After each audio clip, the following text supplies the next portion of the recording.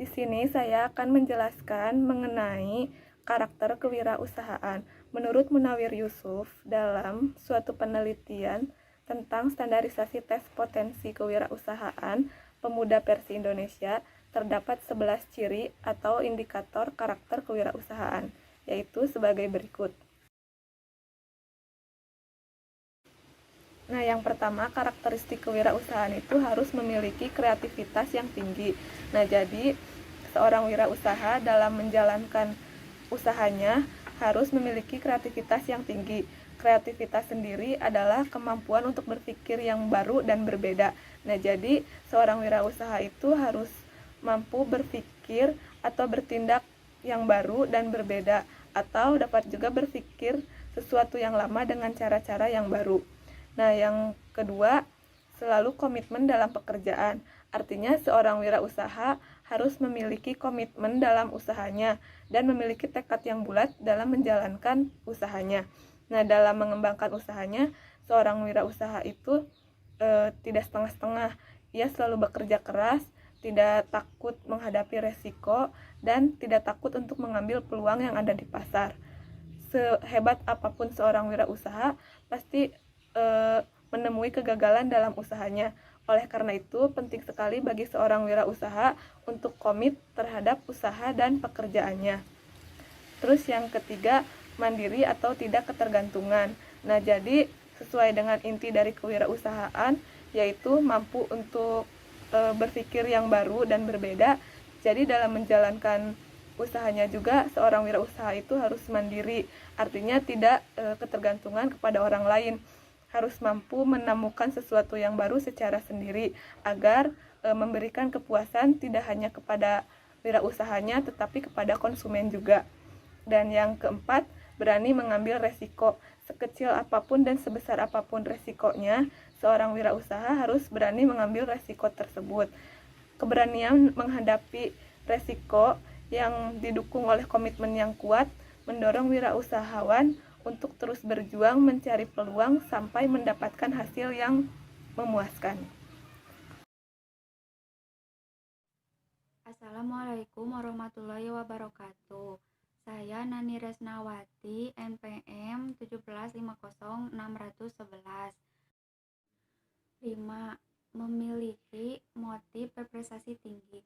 Motif berprestasi ialah suatu nilai sosial yang menekankan pada hasrat untuk mencapai yang terbaik guna mencapai kepuasan secara pribadi.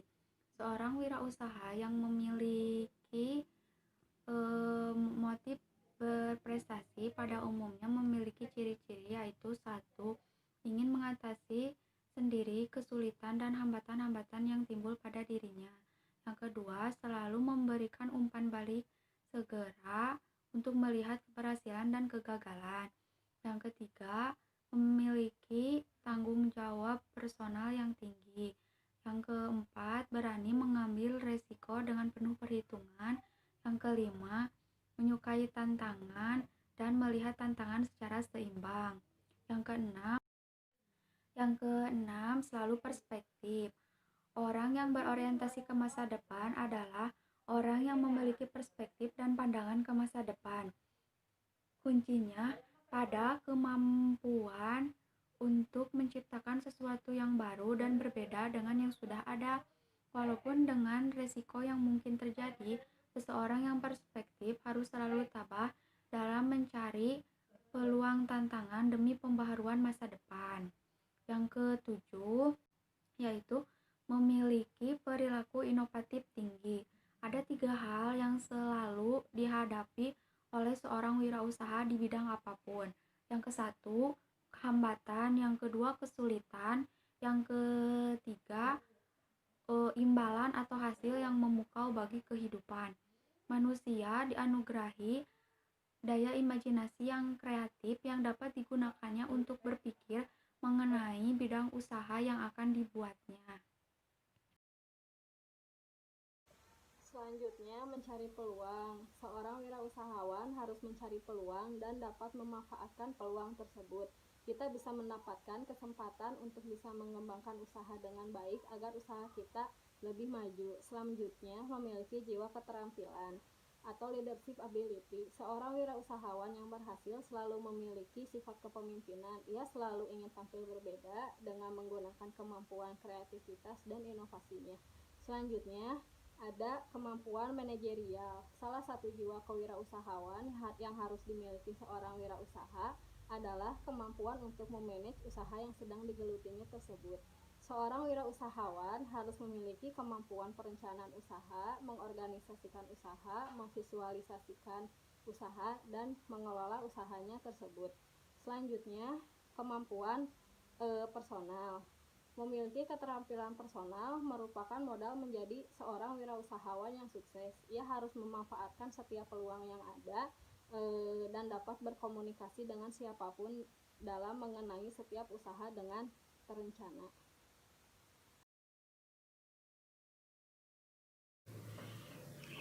Di sini saya akan menjelaskan poin kedua, yaitu tentang faktor-faktor yang menyebabkan kegagalan dalam berwirausaha.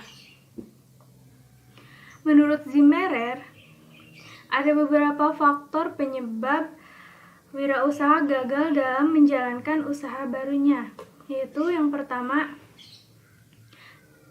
tidak kompeten dalam manajerial. Tidak kompeten atau tidak memiliki kemampuan dan pengetahuan mengelola usaha merupakan faktor penyebab utama yang membuat perusahaan kurang berhasil. Yang kedua, kurang berpengalaman. Kurang berpengalaman baik dalam kemampuan mengkoordinasikan, dalam kemampuan keterampilan mengelola sumber daya manusia, maupun kemampuan mengintegrasikan operasi perusahaan. Yang ketiga, kurang dapat mengendalikan keuangan. Nah, agar perusahaan dapat berhasil dengan baik, maka faktor utama dalam keuangan adalah memelihara aliran kas, mengatur pengeluaran, dan menerima secara cermat. Kekeliruan dalam memelihara aliran kas akan menghambat operasional perusahaan dan mengakibatkan perusahaan tidak lancar. Yang keempat, gagal dalam perencanaan. Perencanaan merupakan titik awal dari suatu kegiatan. Sekali gagal dalam perencanaan, maka akan mengalami kesulitan dalam pelaksanaan perencanaannya.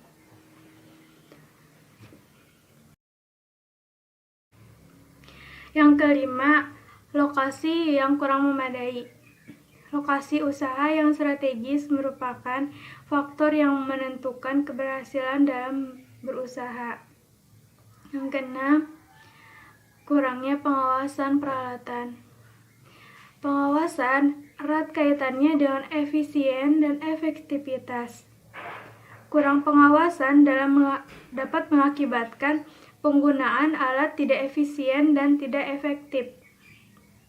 Yang ketujuh, sikap yang kurang bersungguh-sungguh dalam berusaha.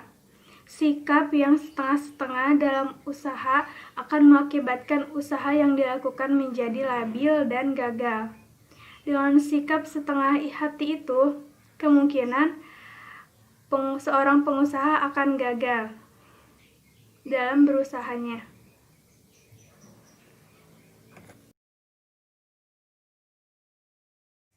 Selanjutnya, saya Ernawati Nuraini, NPM 175060024.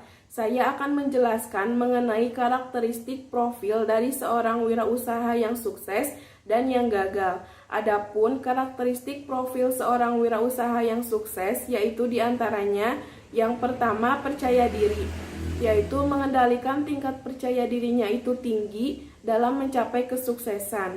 Kemudian yang kedua, pemecahan masalah. Maksudnya, seorang wirausaha yang sukses akan cepat mengenali dan memecahkan masalahnya yang dapat menghalangi kemampuan tujuannya. Kemudian yang ketiga, berprestasi tinggi. Seorang wirausaha yang sukses akan bekerja keras dan bekerja sama dengan para ahli atau yang lebih mengerti untuk memperoleh prestasi. Kemudian yang keempat, pengambilan resiko. Seorang wirausaha yang sukses tidak akan takut mengambil resiko, tetapi akan menghindari resiko tinggi. Kemudian yang kelima, ikatan emosi. Seorang wirausaha yang sukses tidak akan memperbolehkan hubungan emosional yang dapat mengganggu suksesnya usaha tersebut. Kemudian yang keenam, pencari status. Seorang wirausaha yang sukses tidak akan memperbolehkan hubungan emosional yang mengganggu misi suksesnya usaha tersebut. Dan yang ketujuh, tingkat energi tinggi. Berdedikasi tinggi dan bekerja tanpa berhitung waktu untuk membangun usahanya. Maksudnya, seorang wirausaha yang sukses tidak akan membuang-buang waktu, tetapi akan menggunakan waktunya seefektif mungkin untuk membangun usahanya.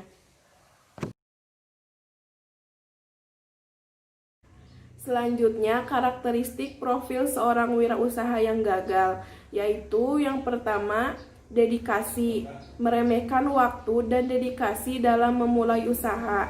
Jadi, seorang wirausaha yang gagal akan lebih membuang-buang waktunya daripada menggunakan waktunya untuk membangun usaha.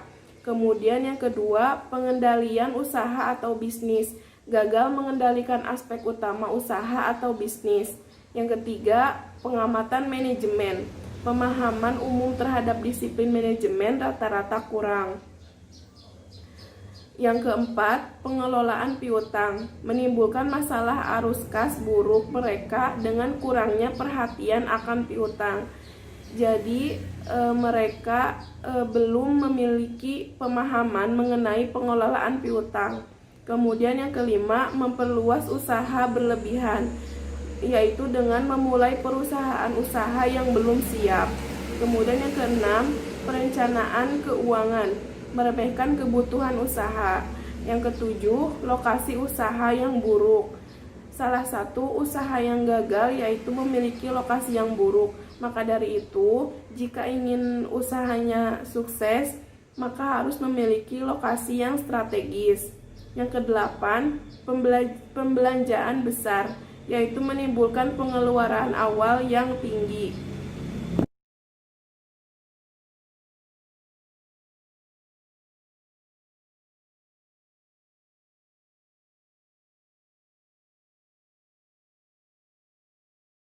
Bismillahirrahmanirrahim. Di sini saya akan menjelaskan slide ketiga, yaitu slide tentang menentukan peluang usaha.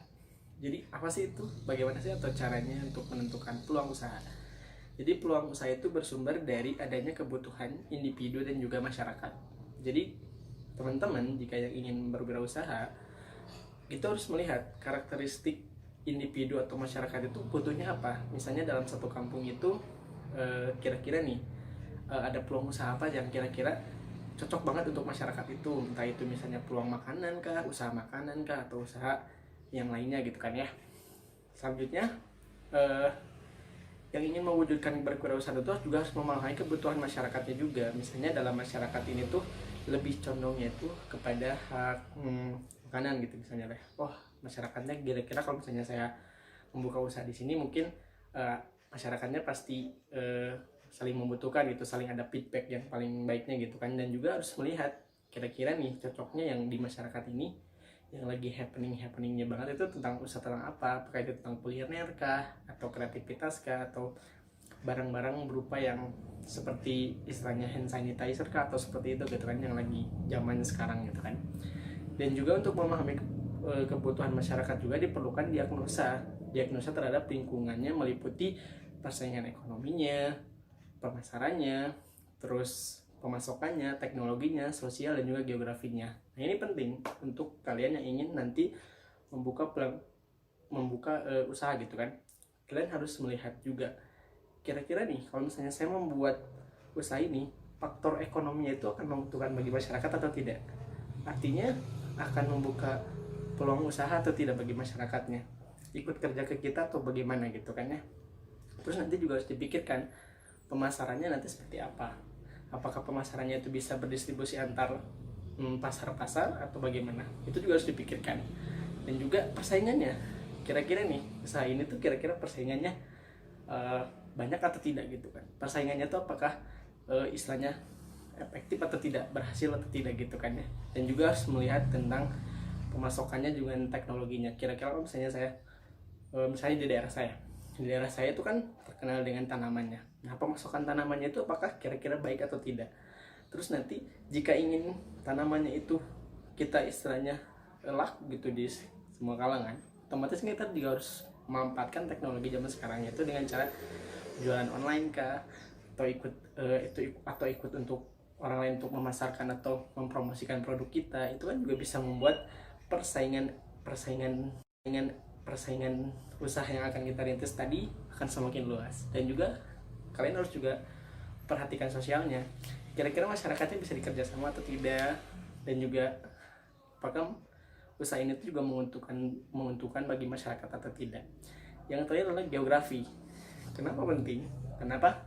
Karena istilahnya gini, geografi itu adalah menentukan peluang usaha kita. Kira-kira nih, kalau misalnya kita tidak menentukan geografi, itu akan bahaya. Misalnya di pantai kita menanam tanaman bunga atau lain sebagainya, mungkin bisa tumbuh, tapi kan hanya sebagian yang tumbuhnya, tidak secara menyeluruh. Beda dengan di daerah yang dataran tinggi, itu otomatis kan peluang usahanya juga lebih bagus dan juga lebih cepat. Makanya untuk kalian yang ingin berusaha, menentukan peluang itu dari segi geografi juga itu sangat penting. Jadi intinya untuk memulai peluang usaha itu, kalian harus mengenal juga karakteristik masyarakatnya. Apa sih yang dibutuhkan masyarakat saat ini? Apa sih yang diinginkan oleh masyarakat saat ini? Ini tuh penjelasan dari pemaparan materi saya. Selanjutnya saya serahkan kepada pemateri yang berikutnya. Terima kasih. Memilih lapangan usaha dan mengembangkan gagasan usaha. Tentunya dalam memilih lapangan usaha, kita perlu menyesuaikan dengan potensi diri yang kita miliki. Kekeliruan dalam memilih yang disebabkan karena ketidakcocokan atau ketidaksesuaian pada akhirnya akan mendatangkan kesulitan atau bahkan kegagalan di kemudian hari. Nah, sudah banyak fakta yang telah dikemukakan bahwa masih banyak wirausahawan yang memulai usahanya dengan melihat keberhasilan orang lain dalam menjalankan usahanya, seperti ikut-ikutan. Padahal belum tentu orang lain berhasil dalam suatu lapangan usaha, kita juga dapat berhasil dengan lapangan usaha yang sama. Mungkin saja orang lain berhasil karena potensi diri yang dimilikinya cocok dengan lapangan usaha yang ia jalani, dan kemampuan dia untuk mengakses informasi terkait dengan usaha yang dia jalankan. Bisa saja kita mengikuti usaha orang yang telah berhasil dalam suatu lapangan usaha, namun kita perlu memiliki nilai lebih dari aspek kualitas yang kita akan tawarkan ke konsumen. Namun kemampuan menawarkan aspek kualitas yang lebih tetap juga terkait dengan potensi diri yang kita miliki. Dalam memilih usaha yang akan kita geluti, perlu dipertimbangkan hal-hal sebagai berikut. Yang pertama itu, lapangan usaha yang cocok untuk orang lain belum tentu cocok bagi kita. Lalu yang kedua, lapangan usaha yang pada masa lalu menguntungkan belum tentu pada saat ini masih menguntungkan, atau lapangan usaha yang menguntungkan saat ini belum tentu menguntungkan di masa yang akan datang. Nah, yang ketiga itu, lapangan usaha yang berkembang baik di suatu daerah belum tentu dapat berkembang baik di daerah lain, dan sebaliknya.